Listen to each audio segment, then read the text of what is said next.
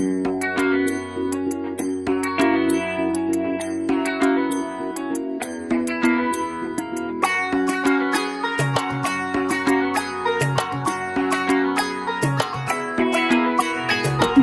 বাজা কাসর বাজা উলু দে আর শাখ বাজা, বছর পরে আবার এলো মাঝে। পুজো পুজো গন্ধ নিয়ে